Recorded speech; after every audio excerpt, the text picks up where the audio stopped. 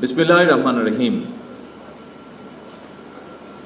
Present guard regiment PGR এর ৫১তম প্রতিষ্ঠা বার্ষিকী অনুষ্ঠানে উপস্থিত প্রতিরক্ষা বিষয়ক উপদেষ্টা, সেনাবাহিনী, বিমান বাহিনী প্রধানগণ এবং সহকারী নৌবাহিনী প্রধান, ঊর্ধ্বতন সামরিক অসামরিক কর্মকর্তাবৃন্দ, পিজিআর এর গার্ড রেজিমেন্টের কমান্ডার এবং সদস্যবৃন্দ এবং উপস্থিত সুধীবৃন্দ, আসসালামু আলাইকুম।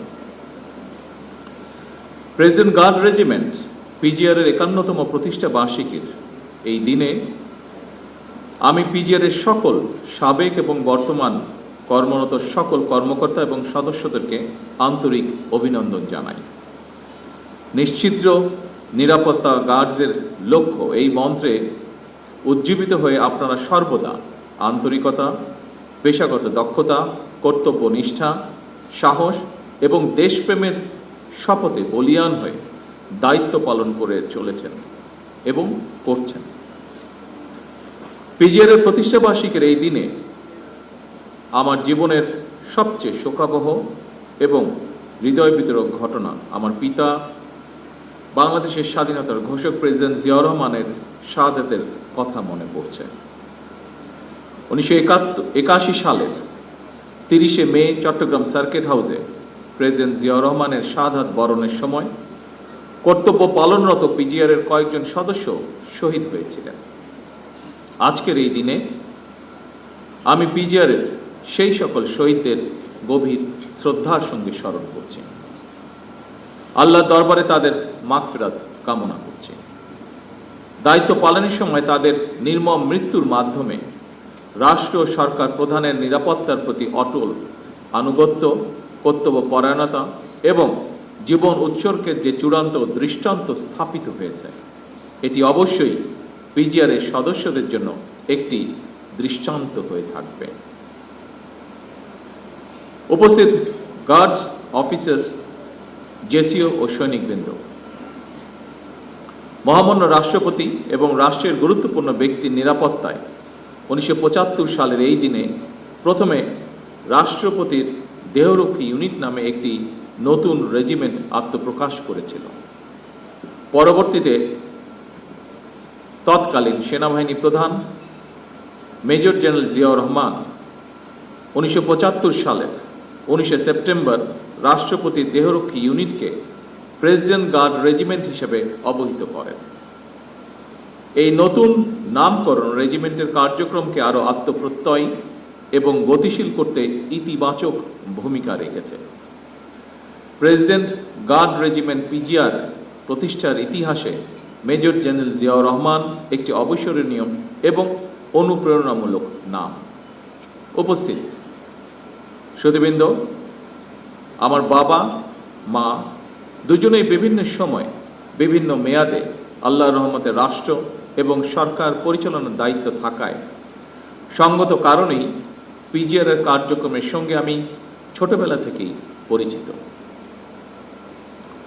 পিজিআর এর কাজটি অবশ্যই চ্যালেঞ্জিং, কারণ রাষ্ট্র ঘোষিত অতি গুরুত্বপূর্ণ ব্যক্তিবর্গের নিরাপত্তা প্রদানের পাশাপাশি রাষ্ট্রীয় বিভিন্ন আনুষ্ঠানিকতার দায়িত্ব পালন করাও আপনাদের অন্যতম কর্তব্য। এই দায়িত্ব পালন করতে গিয়ে আপনাদেরকে নানা রকমের পরিস্থিতির সম্মুখীন হতে হয়। এইসব দায়িত্ব পালনের ক্ষেত্রে আপনাদের বিশ্বস্ততা, দায়িত্ববোধ এবং কর্তব্য পরায়ণতার বৈশিষ্ট্য আপনাদেরকে নিঃসন্দেহে একটি সুশৃঙ্খল বাহিনী হিসাবে পরিচিত করেছে। সম্মানিত সকল সুধীবৃন্দ, আমি যতটুকু জানি, সুশৃঙ্খলতার স্বীকৃতি স্বরূপ পিজিআর চলতি বছর ন্যাশনাল স্ট্যান্ডার্ড পুরস্কারের জন্য মনোনীত হয়েছে। একটি বাহিনী হিসাবে এটি অবশ্যই আপনাদের জন্য অত্যন্ত গৌরবের। এই সাফল্যের জন্য আমি আবারও আপনাদেরকে জানাই আন্তরিক অভিনন্দন। যে কোনো প্রতিকূল পরিস্থিতিতেও আপনাদের ইস্পাত কঠিন দায়িত্ববোধ অবশ্যই প্রশংসনীয়। আমি জানি বাংলাদেশ সেনাবাহিনী হতে বিশেষভাবে নির্বাচিত এবং প্রশিক্ষিত সদস্যগণই এই রেজিমেন্টের দায়িত্ব পালনের জন্য যথানিয়মে নির্বাচিত হয়ে থাকেন।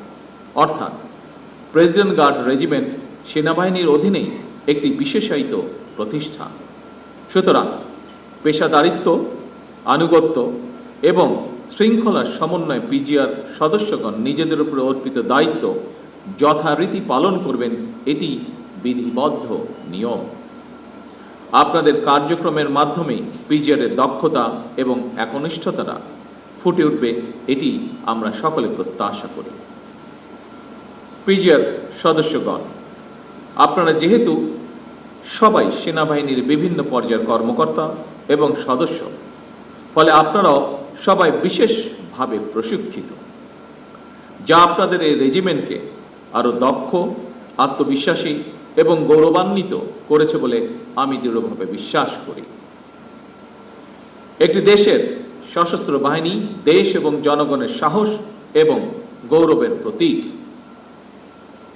1971 সালের মহান মুক্তিযুদ্ধে সশস্ত্র বাহিনীর সাহসী ভূমিকা সেনাবাহিনীকে বাংলাদেশের গৌরবময় ইতিহাসের সঙ্গে অবিচ্ছিন্ন এবং অঙ্গাঙ্গিভাবে জড়িয়ে ফেলেছে।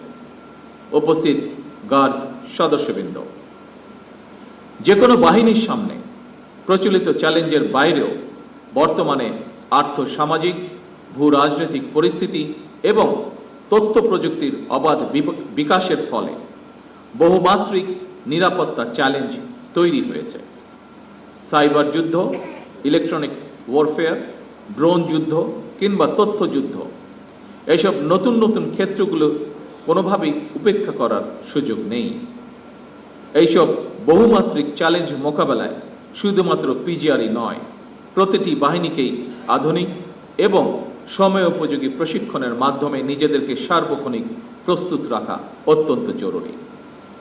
একটি বিশেষায়িত বাহিনী হিসাবে সাহস, দক্ষতা, কৌশল এবং সার্বধানিক প্রযুক্তিতে পিজিআরের পিছিয়ে থাকার কোনোই সুযোগ নেই। আমি কিছুদিন আগে এসএসএফ এর প্রতিষ্ঠা বার্ষিকীর অনুষ্ঠানে আমার একটি উপলব্ধির কথা শেয়ার করেছিলাম। যেহেতু আপনারাও রাষ্ট্র এবং সরকার প্রধানের নিরাপত্তায় নিয়োজিত, সেহেতু আপনাদের জন্য কথাটি প্রযোজ্য বলে আমি মনে করি এবং আজকেও আমি একই কথাটি আপনাদের সাথেও শেয়ার করতে চাইছি। সেটি হলো, একটি গণতান্ত্রিক সরকারের প্রধান হিসাবে রাজধানী ঢাকা এবং ঢাকার বাইরে দেশের প্রত্যন্ত অঞ্চলে প্রায়শই জনসভা এবং বিভিন্ন রাষ্ট্রীয় কর্মসূচিতে আমাকে অংশগ্রহণ করতে হয়। ফলে সেই সকল অনুষ্ঠানে আপনাদেরকেও দায়িত্ব পালন করতে হয়।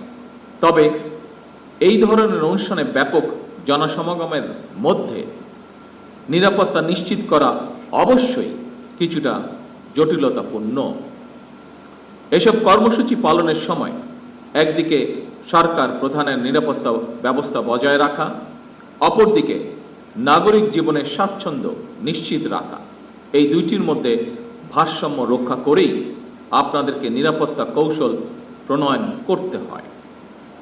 তবে আপনাদের প্রতি আমার আহ্বান, নিরাপত্তা কৌশল এমনভাবে বিন্যাস করা জরুরি, জনগণ যাতে নিজেদেরকে সরকার প্রধান থেকে বিচ্ছিন্ন মনে না করেন।